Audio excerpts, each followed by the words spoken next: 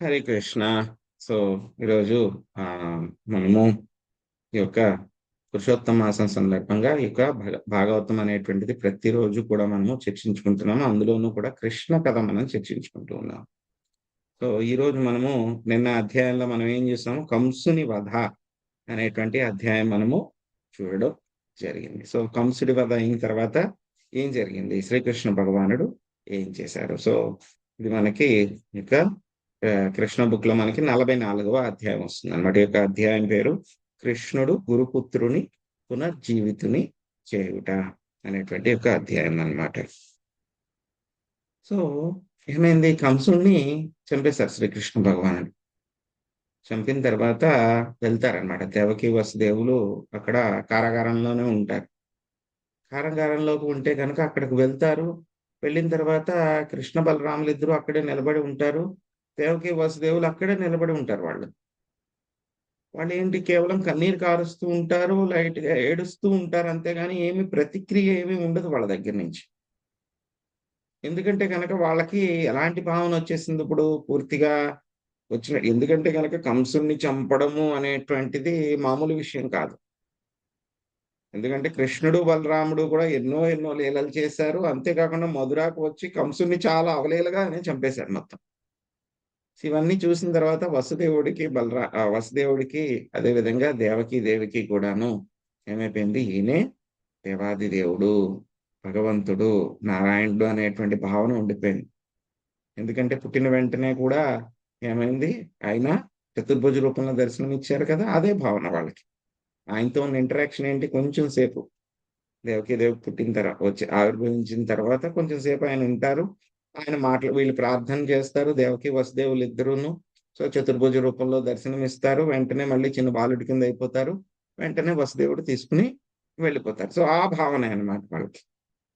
తల్లిదండ్రులు అంటే కనుక వాళ్ళు ఫీల్ అవుతూ ఉంటారు ఎప్పుడు కూడా, కృష్ణ బలరాములు అక్కడ సేఫ్ గా ఉన్నారా లేదా, రక్షించబడుతూ ఉన్నారా లేదా, కంసుడు ఏమైనా చేసేస్తాడా ఏమిటి అని ఎప్పుడు కూడా వాళ్ళకి ఆ భావన అయితే ఉంది, భయం అయితే ఉంది. కానీ ఎప్పుడైతే కనుక వీళ్ళు కృష్ణ బలరాములు ఇద్దరు కూడా ముందుకు వచ్చిన తర్వాత ఆ యొక్క వాత్సల్య భావన కంటే ముందు ఏ భావన వచ్చేసింది, యొక్క భక్తి భావన వచ్చేసింది. దేవాది దేవుడు ఈయన అని చెప్పేసి, కృష్ణుడికి ఆయనే కదా మాయాధీశుడు, ఆయనకి అర్థమైపోయింది అనమాట. సో అందుకని ఏం చేస్తారు, ఆయన కొంచెం యోగమాయ ప్రభావాన్ని పెట్టడం వల్ల ఏమైపోయింది, ఆ యోగమాయ ఏం చేసింది, వాళ్ళకు ఉన్నటువంటి వాత్సల్య భావాన్ని పెంపొందింపజేసింది అనమాట. పెంపొందింప చేయడం మూలంగా ఏమైపోయింది, వెంటనే ఆ యొక్క దేవకి వసుదేవులు ఇద్దరు కూడా కృష్ణ బలరాములు ఇద్దరిని కూడా కౌగులించుకుంటారనమాట. కౌగులించుకుని అలా గట్టిగా పట్టుకుని అలాగే ఉంటారు పాపం. వాళ్ళ నోట నుంచి ఇంకా మాట ఏమీ రాదనమాట. ఎందుకంటే కంసుడు అంతలాగా వాళ్ళని భయభ్రాంతుల్ని చేసేసాడనమాట. అంతలాగా బాధ పెట్టేశాడనమాట కంసుడు. కారాగారంలో అన్ని సంవత్సరాలు ఉన్నారు అని అంటే కనుక ఇంచుమించు 14 సంవత్సరాలు. ఉమ్. సో అన్ని సంవత్సరాలు కారాగారంలో ఉన్నారు అని అంటే కనుక వాళ్ళందరూ కూడా ఏమైపోయింది, ఇంకా దేవకి వసుదేవులు అలాగే ఉండిపోయారు, ఏం మాట్లాడరు. గట్టిగా కౌగులించుకుని వాళ్ళిద్దరూ కూడా ఏడుస్తూ ఉంటారు అంతే. సో అప్పుడు కృష్ణుడు చెప్తారనమాట వాళ్ళతోటి, మేము చాలా దురదృష్టవంతులము. ఉమ్, తల్లిదండ్రులకి మేము సేవ చేసుకోలేకపోయాము.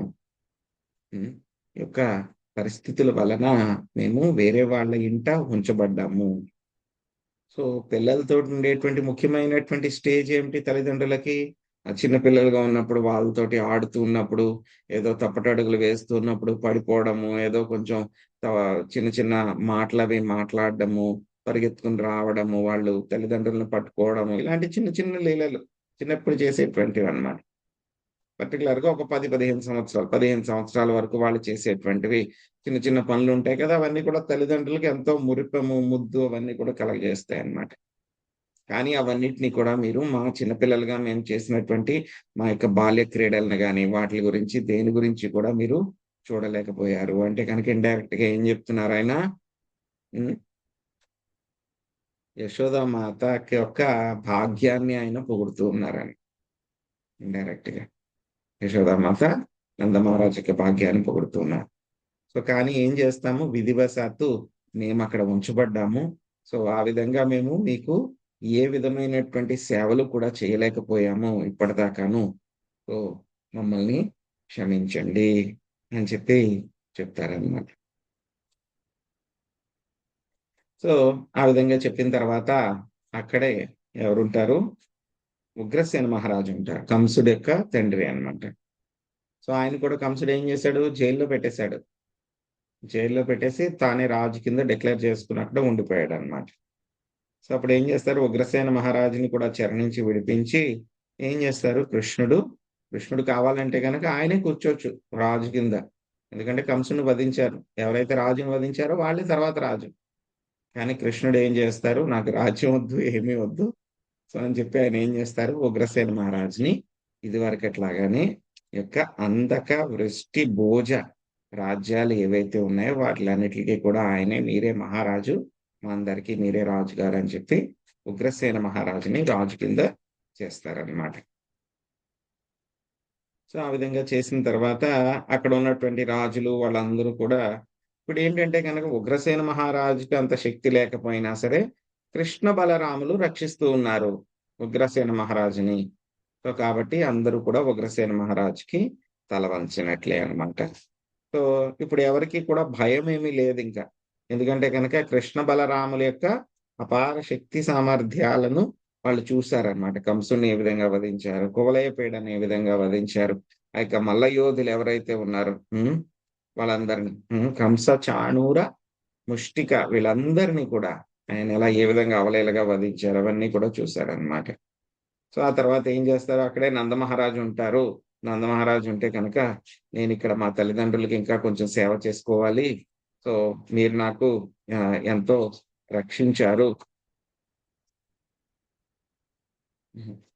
ఆ! సో, మీరు మాకు ఎంతో చక్కగా మమ్మల్ని పెంచి పోషించారు, రక్షణ కల్పించారు.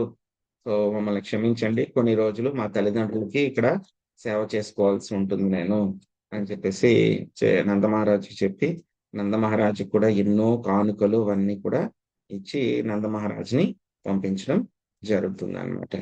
హ్మ్. బృందా బృందావనానికి వెనక్కి పంపిస్తారు. మళ్ళీ ఏమని చెప్తారాయన?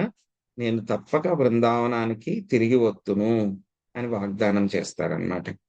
సో, ఆ తర్వాత ఎప్పుడైతే గనక వసుదేవుడు, దేవకిని వాళ్ళిద్దరిని కూడా చెర నుంచి విడిపించిన తర్వాత వసుదేవుడు ఏం చేస్తారు అనంటే గనక, వెంటనే ఆయన అప్పుడు అనుకున్నారు కదా! కృష్ణుడు ఆవిర్భవించినప్పుడు కృష్ణుడికి నేను ఇన్ని గోవుల్ని దానం చేస్తాను అని చెప్పి మనసులో ఆయన అనుకున్నారనమాట. మనసులోనే దానం చేశారు. ఆ!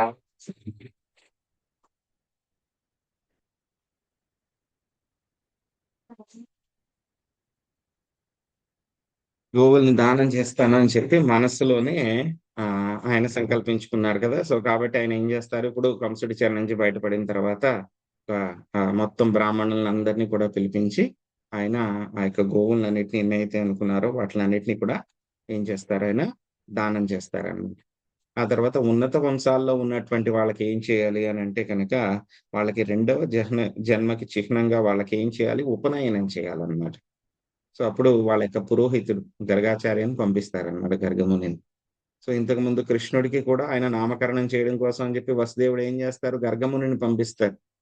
అప్పుడు నామకరణం కూడా ఎక్కడ జరుగుతుంది? చాలా సీక్రెట్‌గా ఎవరికీ తెలియకుండా ఆ యొక్క గోశాలలో జరుగుతుందన్నమాట. చాలా సీక్రెట్‌గా. సో, మళ్ళీ ఇప్పుడు కూడా గర్గాచార్యుడిని పిలిపిస్తారు. ఆయన గర్గాచార్యుడు గర్గముని ఏం చేస్తారాయన కృష్ణుడికి, అదే విధంగా బలరాముడికి కూడా ఈ యొక్క ఉపనయన కార్యక్రమం చేస్తారన్నమాట. ఉపనయన కార్యక్రమంలో ఏం చేస్తారు?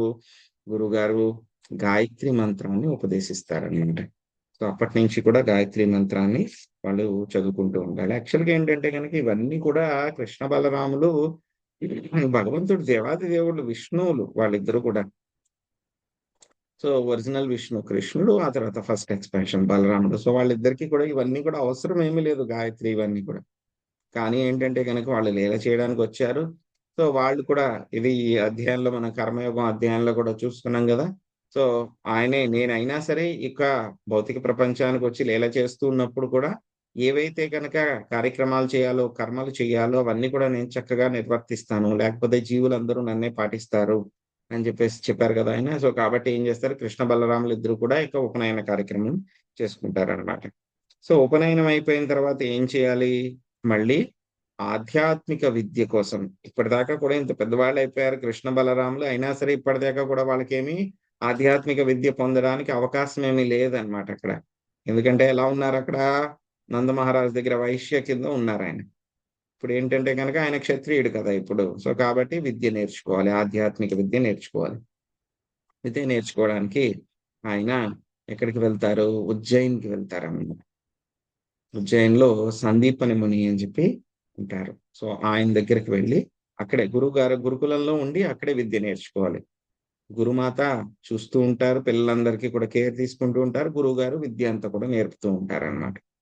సో, ఉజ్జయినికి వెళ్లి కృష్ణుడు, బలరాముడు ఇద్దరు కూడా విద్య నేర్చుకుంటూ ఉంటారు. సో, అక్కడేం జరుగుతుంది అంటే గనక మొత్తము కృష్ణుడు, బలరాముడు ఇద్దరు కూడా ఏమిటి వాళ్ళు దేవాది దేవుళ్ళు ఏకసంధాగ్రాహులనమాట. సో, మొత్తము 64 కళలు ఉంటే గనక 64 కళల్ని కూడా 64 రోజుల్లో వాళ్ళు నేర్చేసుకుంటారు మొత్తం అంతా కూడా. పొద్దున పూట గురువుగారు చెప్తారు. రాత్రి పూట ఒకసారి మననం జేసుకుంటారు. అంతే అయిపోయింది. ఒక కళ ఫినిష్. ఒక రోజుకి ఒక కళ పూర్తయిపోయింది. అలాగ మొత్తం 64 కళలు 64 రోజుల్లోనే నేర్చేసుకుంటారు.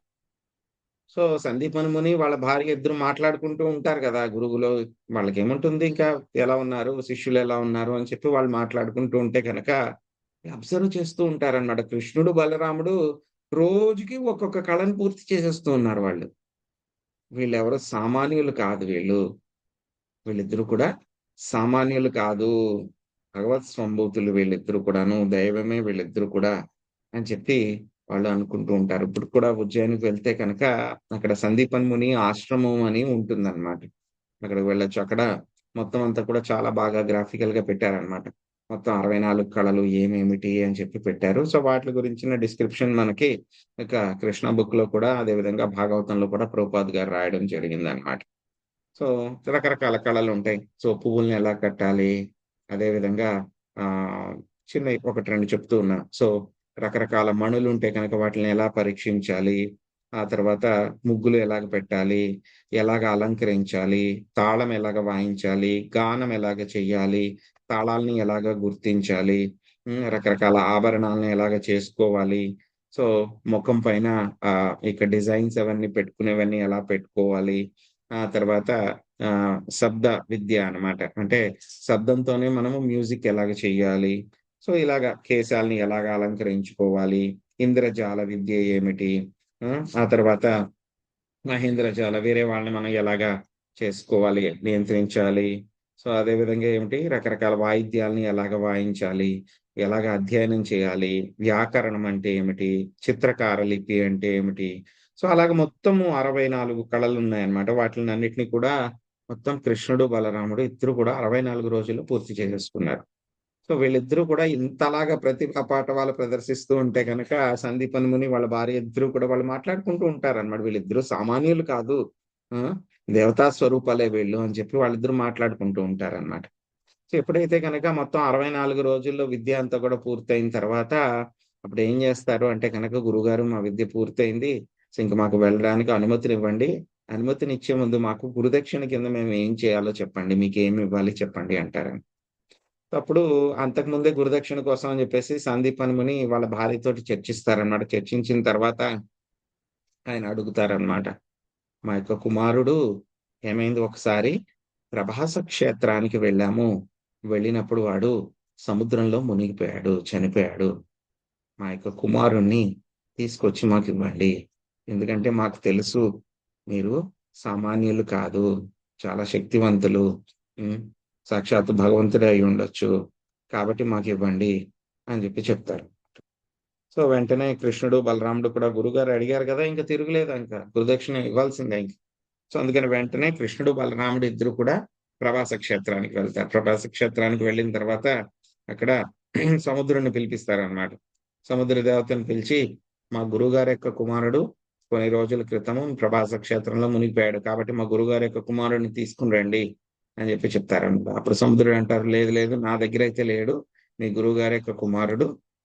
కానీ ఇక్కడ ఒక రాక్షసుడు ఒకతనున్నాడు. వాడేవైనా సరే మహారాక్షసుడు ఆ! ఉన్నాడు. పంచజనుడు అనేటువంటి రాక్షసుడున్నాడు. వాడేమైనా ఎత్తుకుపోయి ఉండొచ్చు. వాడి దగ్గర ఏమైనా ఉన్నారేమో మరి నాకు తెలీదు అని చెప్పని అంటారు. అప్పుడు కృష్ణుడు బలరాముడు సముద్రం లోతులో ఉంటాడు. వాడి దగ్గరికి వెళ్తాడు. పంచజనుడి దగ్గరికి వెళ్ళి వాడితో యుద్ధం చేసి చంపుతారు. చంపేసిన తర్వాత అక్కడ చూస్తే అక్కడ ఉండడు. గురుగారి యొక్క కుమారుడు అక్కడ ఉండరు అనమాట. వాడి దగ్గర ఒక శంఖం ఉంటుంది. ఆ శంఖాన్ని తీసుకుంటారు. పంచజన్యం ఉంటుంది కదా, కృష్ణుడు యొక్క శంఖం భగవద్గీతలో మొదటి అధ్యాయంలో వస్తుంది. పంచజన్యం హృషికేశ దేవదత్తం ధనంజయ. ఉమ్, సో ఆ పంచజన్యం అనేటువంటి శంఖం ఇక్కడి నుంచి వచ్చింది అనమాట. యాక్చువల్గా ఏంటంటే ఈ ఆయుధాలన్నీ కూడా, ఇవన్నీ కూడా ఎక్కడి నుంచి వస్తాయి? ఇవన్నీ కూడాను వైకుంఠం గోలోక బృందావనం నుంచే వస్తాయి. కానీ ఏంటంటే ఏదో ఒక మాధ్యమం ద్వారా ఇవన్నీ కూడా మళ్ళీ కృష్ణుడి దగ్గరికి చేరుకుంటాయి అన్నమాట. సో ఆ విధంగా ఈ పంచజన్యం అనేటువంటి శంఖం కూడా కృష్ణుడి దగ్గరికే మళ్ళీ వచ్చిందనమాట. వచ్చిన తర్వాత ఇంకా అక్కడ కూడా దొరకపోయేసరికి ఏం చేస్తారు? డైరెక్ట్ గా యమరాజ్ యమరాజ్ యొక్క యముడి దగ్గరికి వెళ్తారనమాట. అక్కడ సంయమని, ఆయన యొక్క నగరం పేరేమిటి? యమరాజుది సంయమని అన్నమాట. సో బలరాముడు ఆయన ఇద్దరుకు వెళ్ళి ఆ యొక్క నగరం బయట ఈ యొక్క పంచజన్యం అనే శంఖం తెచ్చుకున్నారు కదా, శంఖాన్ని పూరిస్తారనమాట. సో ఎప్పుడైతే గనక మనం చెప్పుకున్నాం, భాగవతంలో కూడా వస్తుంది కదా. సో మొత్తము మహాజనులు అందరిలో కూడా ఎవరు? యమధర్మరాజు కూడా మొత్తం ఒక మహాజనుడు ఆయన, గొప్ప భక్తుడు ఆయన. ఎప్పుడైతే కనుక ఆ శంఖం పూరిస్తేనే ఆయనకు అర్థమైపోతుంది వచ్చింది ఎవరు? దేవాది దేవుడు కృష్ణుడు, మా మాస్టర్, మా యజమాని వచ్చారని చెప్పి వెంటనే ఆయన నగరానికి బయటికి పరిగెత్తుకుని బయటకు వచ్చి, సో ప్రభు ఏమిటి ఆజ్ఞ, ఏమిటి ఇవ్వండి. సో మీరిద్దరు కూడా విష్ణు స్వరూపులు, ఇప్పుడు ఏదో మానవ రూపాల్లో మీరు ఇక్కడికి వచ్చారు, అది కూడా ఒక విద్యాభ్యాసం నేర్చుకునేటువంటి గురుకులంలో ఉండేటువంటి శిష్యుల కింద ఇక్కడికి వచ్చారు. సో మీ ఆజ్ఞ తిరుగులేనిది. సో కాబట్టి ఏం చేయమంటారు అంటే కనుక ఆయన వెంటనే ఏమంటారు? కృష్ణుడు, మా గురువు గారి యొక్క కుమారుడు మీ దగ్గర ఉన్నారు, వెంటనే తీసుకొచ్చి నాకు ఇవ్వండి అని చెప్పి అంటారనమాట. అప్పుడు ఇంకా ఆయనకి ఆజ్ఞకి ఇంకా తిరిగి ఉండదు కదా. వెంటనే ధర్మరాజు ఏం చేస్తారు? గురుగారి యొక్క కుమారుడిని తీసుకుని కృష్ణుడి దగ్గరికి ఇస్తారనమాట. సో అప్పుడు వెంటనే గురుగారి యొక్క కుమారుడిని తీసుకుని వెళ్ళి మళ్ళీ ఆయన సందీపన్ మునికి ఇచ్చేస్తారనమాట. సో గురుమాత కూడా ఎంతో ఆనందపడతారనమాట వాళ్ళ కుమారుని పొందిన తర్వాత. సో ఇంకేమైనా సేవ ఏమైనా చెయ్యాలా అని చెప్పి గురువు గారిని అడుగుతారనమాట. లేదు నాయన, నాకు చాలా తగినంత సేవ చేశారు, నాకు చాలా సంతోషాన్ని కలిగించారు. సో మీరు క్షేమంగా మీ ఇంటికి వెళ్ళండి. సో మీ యొక్క లీలలతోటి మొత్తం లోక ప్రసిద్ధులు అవ్వండి అని చెప్పి గురువు గారు ఆశీర్వదిస్తారనమాట. సో ఆశీర్వదించిన తర్వాత అక్కడి నుంచి గురుగారి యొక్క ఆజ్ఞ తీసుకున్న తర్వాత కృష్ణ బలరాములు ఇద్దరు కూడా రథం ఎక్కి మళ్ళీ వాళ్ళిద్దరు కూడా మధుర దగ్గరికి వెళ్ళిపోయారు. ఎప్పుడైతే కనుక ఇంకా మధురకు వెళ్ళిపోయారో మళ్ళీ మధుర వాసులు అందరూ కూడా కొన్ని రోజులు కృష్ణ బలరాములు ఇద్దరిని కూడా చూడలేదు కదా. మళ్ళీ కృష్ణ బలరాములు ఇద్దరిని కూడా చూసిన తర్వాత వాళ్ళందరికీ కూడా మళ్ళీ ఎంతో చాలా ఆనందంగా అనిపించింది అనమాట. సో ఇది ఈ యొక్క అధ్యాయము, కృష్ణుడు గురుపుత్రుని పునర్జీవితుని చేయటం అనేటువంటి అధ్యాయము. హరే కృష్ణ. హరే కృష్ణ ప్రభుజీ. నందమహారాజుకి గర్భముని చెప్తారు వీళ్ళు వసుదేవుడు పిల్లలు అని, బిడ్డలని. మరి యశోదామాతకి ఎప్పుడు తెలుస్తుందండి కృష్ణుడు తన పుత్రుడు కాదని? యాక్చువల్గా అయితే రకరకాల వెర్షన్స్ ఉంటాయి మాతాజీ, బట్ నాకు తెలిసినంత వరకు అయితే కనుక అక్రూరుడు వచ్చినప్పుడు మాత్రమే తెలుస్తుంది. యశోదామాతకు కూడానండి? అవును, అక్రూరుడు వచ్చినప్పుడు మాత్రమే తెలుస్తుంది. హరే కృష్ణ. Thank you Prabhuji. ధన్యవాదాలండి. దండోత్తరం. హరే కృష్ణ.